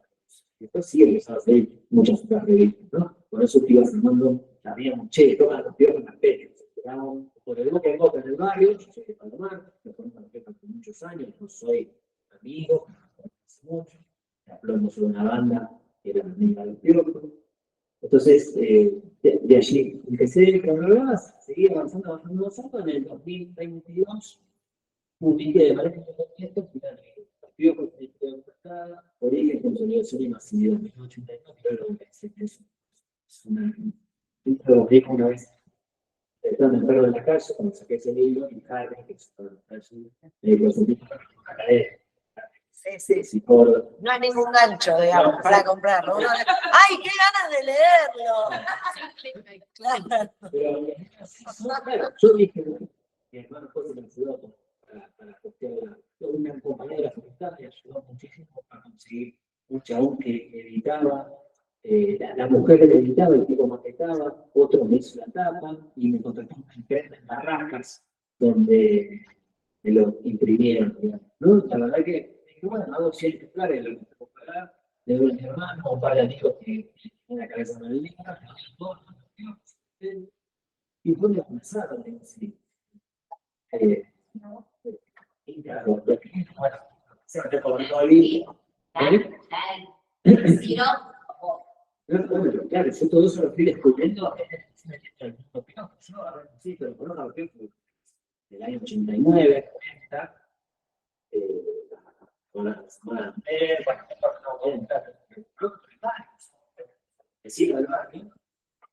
Pero claro, yo ya soy fanático de los viejos, mentiría, pero no era fanático. Creo que ahora, en estos años, me convencí. Mi duda es si me convertí en fanático. Hay que hacer una investigación. Bueno, cierto, en el 2022 publico ese libro. La verdad que, por suerte, sí, yo me metía con los libros, lo vendía, yo lo planchaba, la gente lo vendía, bueno, todo. Y la idea era hacer 3 tomos, 1989, 1997, el primero, 1998, 2003, el segundo, y 2004 hasta el 2009, hasta el tercero, entonces, el último, 2004, a intermano de 2009. Y sigo laburando con la misma a partir de ya 98, los viejos salen en muchas revistas, la Rolling Stone, la García, el montón, y los viejos empiezan a otra cosa interesante, es que me permitió ir conociendo los Piojosos, bueno, los Piojos es una de las bandas que más generales del país, tocaron en gran parte de las provincias. Entonces, también conseguí que diarios de las localidades, o por mi cuenta pidiendo gas, escribiendo, o porque Piojosos de esas localidades hicieron el laburo Claro, al ser una cosa independiente, yo no puedo coger un pasaje a Comodoro, a ver la biblioteca, un pibe que bombero en Comodoro, ultra fanático de los teólogos, fue él, hizo su milagro, todos sus micro de historiadores, así que hay un montón de promesas que están en el libro, están en las noticias de las provincias, y después se empiezan a tocar en el exterior. En el 98 se van a tocar en Estados Unidos, en México, en Canadá, y son las cosas en el 2000, se van a tocar en España, y después se empiezan a tocar en otros países de Europa, por lo cual tiene muchas de esas repercusiones del paso de los tiempos por todos sus lugares. Bueno, y finalmente me pongo a laburar en la segunda parte con la misma metodología, y en algún momento, estoy casi terminándolo, aparece en el planeta. Me reuní con ellos, y la verdad que el editor me pareció muy buena onda, no me pedían, yo me pasaba un poco eso, ¿no? Yo ya estaba casi terminando, pues te ven 6 años por año, ¿no? 89, 90, 90, el segundo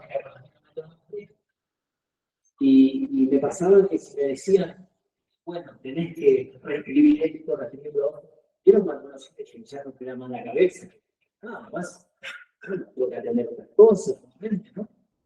Pero bueno, por suerte eso me pasó. Me pasó, la verdad que los cambios, la editora, los cambios que me pidieron fueron, honestamente, fueron muy poco menores, cambios menores, pero muy buenos. Claro, después lo que me pidieron se funcionó. Este fue el libro con el segundo y con todas las cosas nuevas que yo había encontrado de aquel primer periodo, las incorporé. Entonces, con lo cual es un libro nuevo, todo es un estado largo, una cuestión, todo es su libro de no va. Y la editora me dijo, escribimos como libros todos, hay miles literalmente de fuentes, miles, me dijo, escribimos, ¿por qué? Un libro sobre por qué. Bueno, conté mi relación con Pocho, que es un Pocho Loca, que me fue el más del Piojo, que se fuerza, que creciendo, que viajaba en el tren con él, íbamos a estar juntos, sus compañeras, nos presentamos con un amigo del club, que estaba en el Piojo, bueno, fue contando un poco de eso, cosas de y bueno, claro, y a todo esto, ya termino, y a todo esto empieza, mientras yo voy casi terminando ese libro, empieza el control de que ya lo vio. Entonces arman un Instagram, oficial, todo el mundo se cuenta, y la gente te dice, armaste un video con si tenemos trabajando, no sé.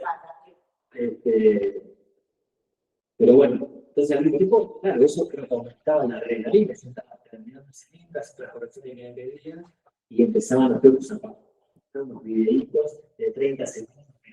No sé si nos pegaron una vez en una vía del tren, que la gente fantaseaba, y qué pasó, y qué hace, y todo. Y los tíos de cuando empezó a seguir a Roger, y a Dani, y toda la locura, claro, que va metiendo en ese cosas. Bueno, finalmente el libro salió en diciembre del año pasado, y los tíos tocaron. Bueno, hubo tendencias, problemas aquí, se iban a participar, y Y así no habla del problemita de él. no, porque el libro, porque el libro llega 89 hasta el 2003.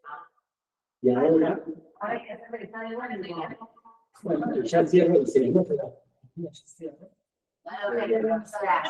Esto, pero es que quiero que se pase para las preguntas también. Pero bueno, Me estaban diciendo que se escucha muy bien allá atrás. ¿Puede ser? Creo que está desconectado acá. ¿Cómo? ¿A vos se te prendió la contuya? No, es eso.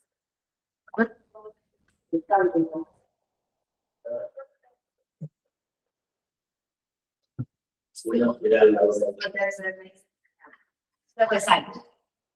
bueno, entonces en el y bueno, la idea es ahora mismo tengo que trabajar. Mi idea es hacer el 2004 hasta el 2009, aquel por el costo subvencional, y después el acuerdo. En cuanto al participo, que ahí ya cerrar mi relación con el rock. Otra cosa que me pasó, claro, mi hermano vos directamente me dijo, che, está bueno, pero ¿no?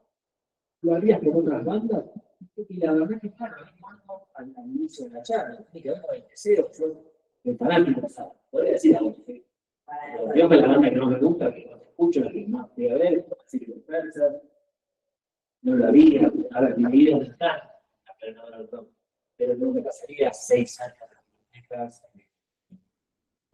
dando material, a veces encuentro alguna línea sobre los redondos o sobre la revista. Y ahí vuelvo a ese tema de empatía con el escritor tú, en este caso, y por Dios, ¿no? Siento que me gustan otras bandas, pero no haría ese esfuerzo, ese laburo. No me digo, claro, si tiene algo en contra, eso no sucedió. Bueno, esto no sé qué pasa. Las convicciones son. No, claro, que bueno, pero eso no sucedió. Entiendo, che, escribí, escribí los caballeros. No sé, si sucediese, te digo, pero no lo haríamos, creo que. Bueno, entonces, ¿qué pasó eso? Bueno. Me vas a cortar, No. tenía algún video, pero bueno. Nada, eso. Perdón si me extendí un poco. No, claro. Primero vamos a aplaudir y después.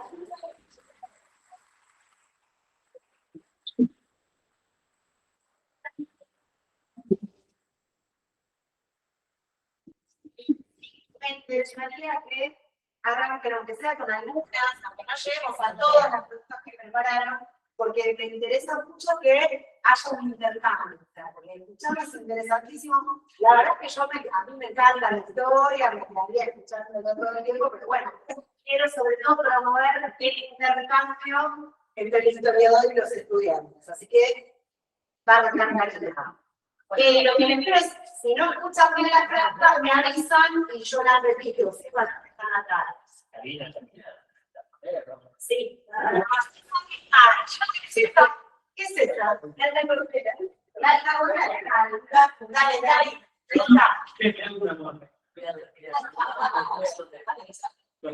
No, creo que una cosa que me quería preguntar, cuando habla del método, el método que usa, quiero saber el método que usa para hacer la investigación. Por otro lado, no, bueno, más fuerte a lo que yo digo, me decirle que él conoce más la República Argentina que los tiempos, o sea, conoce el pueblo, que es el conocido. Y otra cosa, bueno, el método es lo más. El método, la pregunta es diferente. Porque vos decís sí, porque los geólogos, pero para mí llegaste ahí porque tu pensamiento fue el Palomar, y con el Palomar los geólogos. Vos preguntás el método, en este caso específico, o en general. Y busco, puede ayudar. Me gusta él, pero siento que vos lo haces desde el lado de vivir en el Palomar y salir de ahí desde el pensamiento o. Bueno, eso se aplicaría, pero he hecho un montón de investigaciones sobre temas de cárceles, cosas que no tienen que ver con el Palomar, digamos. No, pero bueno, va a ser imposible. ¿Cuál sería la motivación para hacer una investigación? Sobre los biólogos o en general. Quiero saber porque el barrio, todo El eso. barrio, y cierta empatía, y también yo tengo admiración por Andrés Silva, que es una gran figura del rock nacional, etc. Pero por ahí con una palabra que había dicho antes, por lo menos en mi experiencia, ¿no? Y la empatía con la gente del público. Yo no sé cómo, no sé, sé cómo, supongo que se debe poder disociar, ¿no? Pero a mí por lo menos,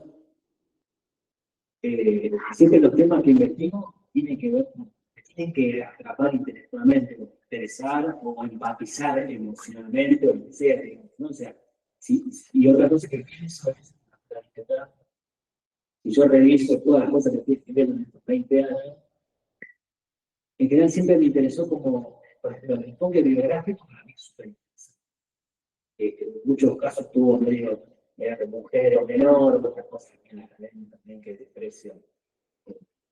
Y si yo veo, yo digo, no de la biografía por la biografía, que Pito se casó, sino que la biografía sea una puerta de entrada a una problemática. En este caso, yo pienso, insisto, en la historia como escribí sobre Cadalso, la tesis doctoral, Fernando Cadalso, la reforma penitenciaria en España, bueno, quería entrar a qué pasó en España en esos años, de fines del siglo XIX, principios del siglo XX, a través de la figura de un tipo. No, claro, no, cabo de guardia, sino un tipo que había sido una de las figuras más importantes del sistema penitenciario en España y que paradójicamente no había sido estudiado. Eso digo, bueno, esa idea de la vacancia es importante. O sea, es importante elegir un tema también que ha estado un poco en la boca. Está buenísimo porque te abre el camino. Por otro lado, también está que no tenés, como se dice eso, dónde apoyarte en otros autores que te precedieron. ¿Se entiende? Pero, entonces, el resumen para responder es que cito con la empatía del centro de estudio, así como un proceso que tiene que atrapar, que tiene que atrapar intelectualmente, emocionalmente, llegar de algún modo. Y a mí, por ejemplo, insisto, a mí me interesa ese enfoque de yo reviso un poco, como digo, Cadalso, Perinato, Frías, Herrera, Aspiazo, ¿no? Siempre veo que son siempre, bueno, son siempre tipos, tenemos que haber mujeres, las mujeres, más, por lo menos hasta donde yo conozco, en Argentina, no hay muchas mujeres que la observan a cárcel. Sí, en España, por un caso, Concepción Arenal, es una gran penalista gallega, que fue visitada de cárceles, y Victoria Kent, que fue la primera directora general de prisiones en España durante la Segunda Guerra Mundial.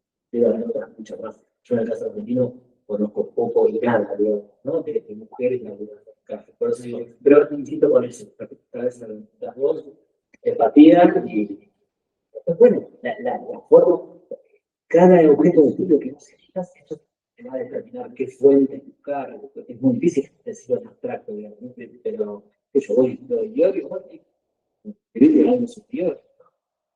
Dígame, cosas escritas en el. Y recuerden, el paso 1, estado largo, eso es fundamental. Digo emocionar lo del canal. Sí. Usted lo que hizo fue, si bien estudió la historia de él, tuvo que sumergirse en el contexto donde él vivía, Sí. para entender lo que él hacía dentro de la cárcel. Sí, lo que me interesaba era su. No, sí, de hecho no se casó y no tuvo hijos, ¿no? Una hermana con una fuente, recibir cientos de archivos en España, ¿no? Están bastante bien conservados, entonces no me interesaba su vida personal, que de hecho a veces era muy no se sabía casi nada, ¿no? Sino eso sí contribuye. ¿En qué contribuye Cadalso a la mejora del sistema carcelario en el periodo de tipo 1887 a 1929? Son casi 50 años. Y otra, insisto, otra cosa que me llamó la atención, yo cuando me fui a España con esa beca que les conté, mi idea inicial era hacer una comparación Argentina-España, me tocaban todos los estados, siempre ese tema con el que me conectaron. Cuando llego a España, curiosidad, no tiene, empiezo a mirar los catálogos de la UAM, de la Universidad Autónoma de Madrid, de otras competencias en Madrid, y pongo prisiones, y aparece el nombre de libros y libros de Cadalso. Vamos a ver el estigma del nombre, ¿no? Hacer prisiones de Cadalso. Y ahí había dos artículos publicados. Uno de un penalista de Alcalá de Henares, que era muy bien una comparación con Sanillas, que fue otro gran criminólogo llamado Rafael Sanillas, comparaba a los dos, para Sanillas, y el otro, la verdad que es un artículo bastante de retorno, que analizaba alguna obra de Cadalso. Este tipo, que escribió 50 libros sobre la prisión, representó a España en 4 congresos. En esa época se hacían congresos penitenciarios internacionales, que estaban de todos los países, incluso la Argentina, a participar en los congresos penitenciarios. En Europa se hacían. Bueno, Cadalso representó a España, creó un se viajó a Estados Unidos, al Congreso Este en Washington, después recorrió todas las cárceles de América, y cuando vuelve, se trae un modelo con modelos para jóvenes adultos, para delincuentes primerizos, no reincidentes, pues a través de el deporte, la religión, la instrucción, etc. Se iba a lograr, porque todavía se da en serio, sigue planteando que es la resocialización. Después, claro, hay toda corriente que cuestionan eso, no me voy a meter ahora en eso. Pero Cadalso llega, copia o adopta ese modelo que ven en Nueva York y lo aplica en un reformatorio de ciudad que se llama Ocampo. Bueno, eso digo, entonces, lo pongo el tipo acá en la tesina, allá en España, para hacer el doctorado hay que hacer lo que se llama el proceso de Bolonia, hay que hacer un máster. Es un trabajito económicamente no, digo, no son 30 páginas, 40 páginas. Comparado con las tesinas que se hacen acá, o con las tesis que ustedes hacen acá, es un trabajito. Entonces, también ese trabajito, yo venía de historia, había entrado por azar de la vida en la historia del derecho, me fui a hacer un incorporado a un máster en ciencia política, entonces traté de un poco ese mix de la historia, derecho y ciencia política, en el concepto de la ciencia política que se llama transferencia de políticos, policy transfer. Entonces dije, bueno, acá hay un concepto, que este viaje de Cadalso me aplica para ese concepto, presenté trabajo, pero está muy bueno, me acuerdo de curarme, usted acá tiene una mina de oro. Entonces dije, ya lo de comparar Argentina, España, el patronato, vieron cuando no la ves, ¿no? No la veo, dije, bueno, chao. Hago la lección de Cadalso y esa parte. Sí, sí. ¿Qué aspecto considera más importante a la hora de armar una metodología de investigación? ¿Qué aspecto considera? Considera más importante a la hora de armar una metodología de investigación. Si es definir bien el problema, elegir el tipo de investigación o seleccionar técnicas de resolución de datos.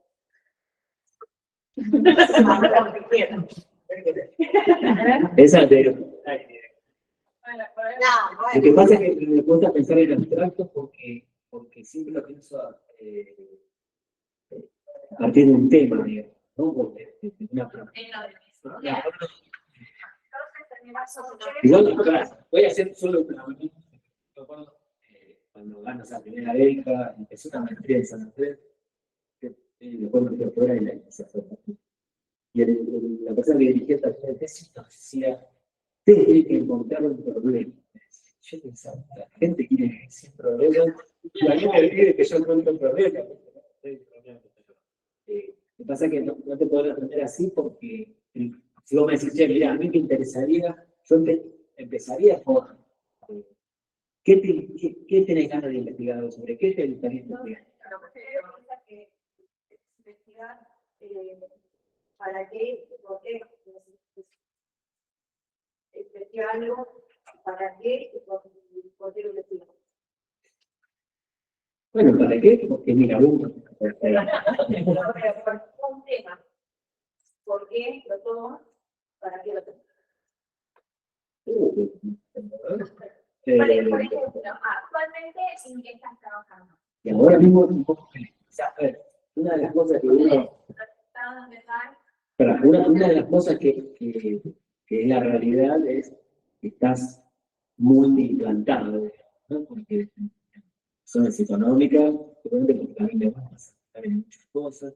Entonces te podría decir, tengo en la cabeza el tercero europeo, tengo en la cabeza escribir el Estado de la cuestión piojosa, eso por el lado de tengo en la cabeza escribir sobre el Piazzo, estoy armando una jornada post-intensiva de investigación que vayan a estar al trabajo social. Tengo en la cabeza hacer un libro que me dio de educación sobre la forma de periodismo. Y así, ¿no? Tengo el congreso, la semana que viene un congreso de financiamiento, una jornada joven, no voy a tener un congreso, no sé bien de qué, pero voy a ver. Pero no tiene que ver con estar en tema. Vieron que, por ejemplo, ayer hablábamos esto, a nadie se le van a ocurrir preguntas de investigación de la nada y de afuera. Tiene que ver con moverse en la disciplina de la que uno tiene conocimiento. Si no, no van a venir ni los intereses, ni las preguntas. Uno tiene que ser especialista en un campo para que aparezca el interés, para que él le diga, che, este caso tiene algo que ver, hay que investigarlo. A mí jamás se me hubiera ocurrido que no sé absolutamente nada de la historia penitenciaria, más por la historia de Caranzo, porque nosotros nos conocemos hace muchos años, entonces saber qué es lo que está trabajando. Pero lo importante es ser especialista en un área, y ahí aparecen los cuestionamientos, los temas, las preguntas, se va dando la metodología. Lo importante es esto, que una persona sepa mucho del tema. Pero primero identificar que te apasione lo que eliges. A ver, yo también decía esta cosa, si te apasiona lo que elegiste y está poco elaborado, bueno, eso es mejor, porque ahí también hay un campo para desarrollarte más. ¿Qué quiero decir con esto? Si uno mañana viene alguien y dice, quiero estudiar sobre los orígenes de las bibliotecas enteras sobre el 17 de octubre, bueno, por ahí, qué sé yo, descubre algo. También está hoy en día en la historia, hablando del campo de interés psicológico, está todo muy encarcelado en conocimiento. Entonces, uno escribe sobre la huelga de estibadores en el ingeniero Guay entre el 4 de octubre de 1912 y la tarde del 4 de octubre de 1912. Hay tanta hiperespecialización que un poco los caminos van mejores. Pasa, si yo mañana no necesitas una beca en el CONICET y digo, quiero estudiar el movimiento obrero argentino, pero nadie financiaría una beca así porque sería inabordable, inabarcable, hay miles de investigaciones.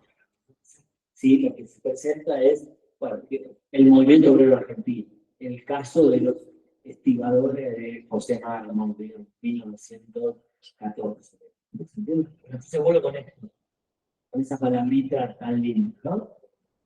Que te apasione los temas que necesitas, y a partir de que te vayas metiendo, tengo una colega profesora de historia que quiere fanática de Pato Fontanet. Entonces yo me dice, ponete a indagar. Entonces me dice, no tengo la puse frente a la computadora y entonces sale ahora, la primera etapa es llenarte de todo lo que caiga a tu alrededor, claro.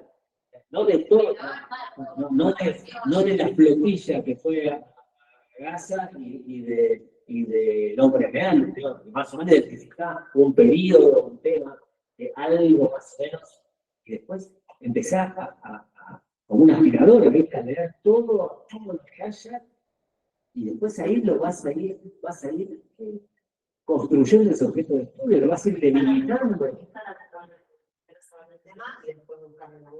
Primero elegir un tema, empezar a leer, y después vos misma te vas a ir dando cuenta y lo vas a ir recortando, que todo es así, todas las tesis, toda la gente empieza, yo quiero estudiar, esa cosita de divulgación, o sea, todo eso lo tenés que ir recortando, porque ya no existe hacer tesis durante 20 años, tesis de 100 páginas, no las lee nadie te va a hacer, también hay que hacer, mi filosofía es, hay que hacer lo mejor que se pueda en el tiempo que uno tiene.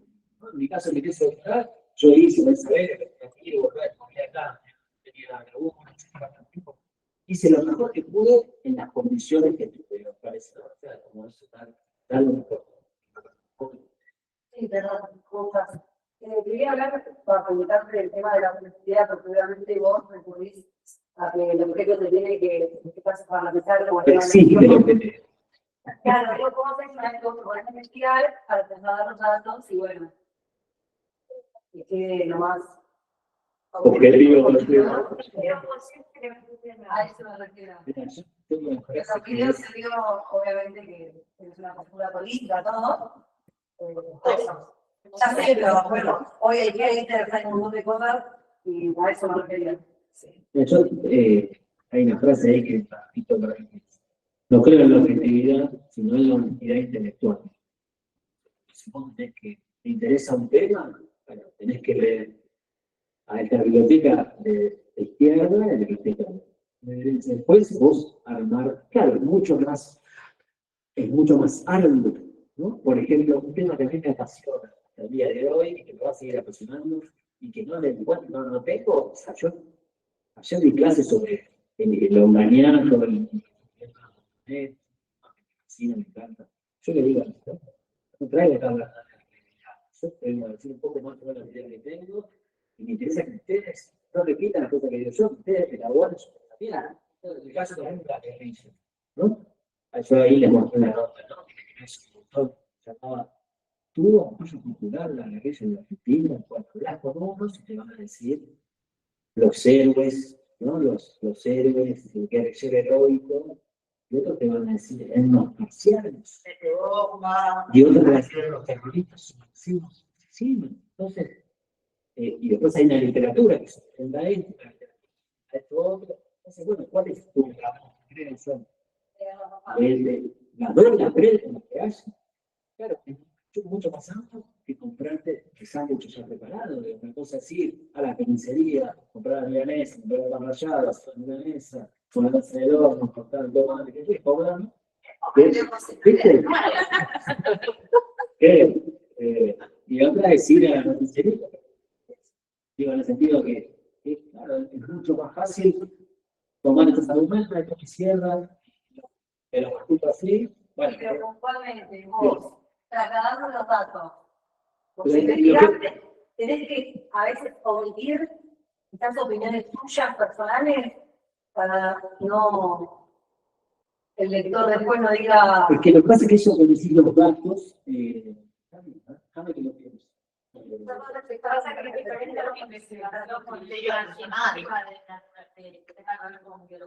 Claro, Claro, bueno, justo. Por ejemplo, te vuelvo tan perfecto lo que decís y te hago un comentario. Como les decía, yo vengo trabajando sobre la reforma penitenciaria que hizo Petinato, creo yo, la última gran reforma que se hizo en Argentina. ¿Qué uso como comparación con la década anterior? ¿No? Entonces, a mí me preocupa, mi preocupación, mi problema es si los presos vivieron mejor o peor con la llegada del peronismo al poder. Entonces, ¿qué hay que hacer? Yo creo que, claro, se dice, no lo dije, no lo comenté acá, pero cuando uno habla de la reforma penitenciaria de Petinato, se la alimentación, mejoró la alimentación, hicieron el mismo menú para presos y para los agentes penitenciarios. No puede servir el mismo menú en Chosmalal que en Formosa por las cuestiones climáticas. Le meten mucha buena reforma al trabajo, a la destrucción, y por ejemplo establecen las visitas íntimas, ¿no? Entonces, claro, para los penados casados, todo ese discurso de la época, no porque sean buenos, sino que con esto evitamos. Primero pagamos las pensiones, después evitamos órganos sexuales, que era considerado una enfermedad, en los años 40, hasta los 90, y evitamos el onanismo. Entonces, yo insisto, salir de esas cosas, no es que Petinato era bueno, que sea malo. Hay son intereses, hay decisiones políticas, y los tipos decidieron que había que mejorar el ámbito. Entonces, lo que yo hago es tomar algunas de esas variables y compararlas con lo anterior. Entonces, ¿qué hago? Me fijo en un archivo digital de la Cámara de Diputados que interesaron un montón de pedidos para la Cámara de Diputados y veo un montón de pedidos penitenciarios en los años 38, durante la llamada década de paz, que dicen, che, tenemos un estamos en condiciones humanas, agarramos dosis, ganamos muy bien, el trabajo es importante para la gente, claro, reclamo, y después que con Petinato se crea la escuela penitenciaria que está atendiendo, se crea la escuela, antes, digamos, claro, van a estudiar, después hay una carrera que existe hasta el día de hoy, se pone la jubilación, se equiparan los salarios con una fuerza flamante de que se pueda, que era la Comisión Federal, se era el año 49. Entonces, lo que interesa, yo creo, los penitenciarios, si lo comparo con la década de infamia, bueno, mejoraron notablemente. Que bueno, esto, la visita íntima de los años 30, hay revistas científicas publica notas de destacados autores que hablan. Bueno, primero hay todo un debate. Dice, bueno, hay una biblioteca que dice, bueno, la gente puede vivir sin tener razón. Y hay otra que dice, la gente no puede vivir.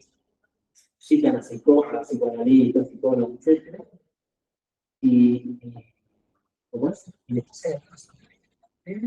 la esterilización de los delincuentes. Eso sí, en 1935 hay un congreso penitenciario en Berlín, o la Alemania en 1935, durante el nacionalsocialismo, y ahí una de las cosas que se busca es que haya que esterilizar a los delincuentes, ¿no? O sea, explico. Yo digo, Leer los dos lados de Vamos cerrando, la chicos. biblioteca. Nos van a cerrar el colegio. No, además porque la transmisión.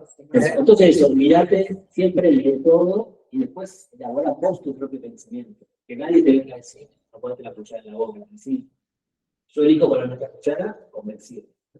Que ahora se no se despliega. No, no.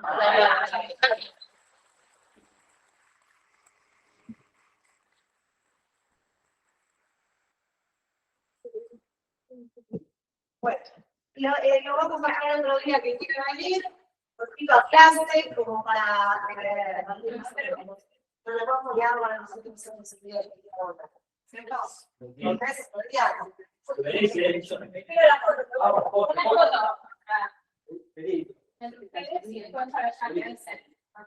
Pero fue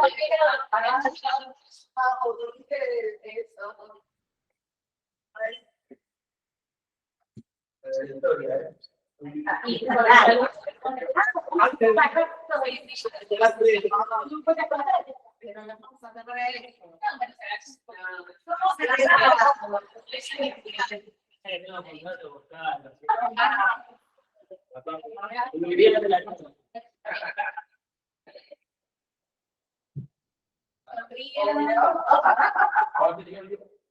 Digan, aguante los piojos.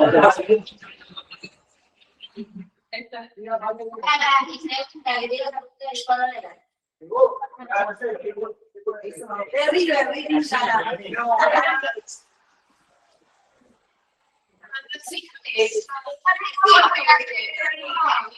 Vamos a transmisión, chicos, gracias.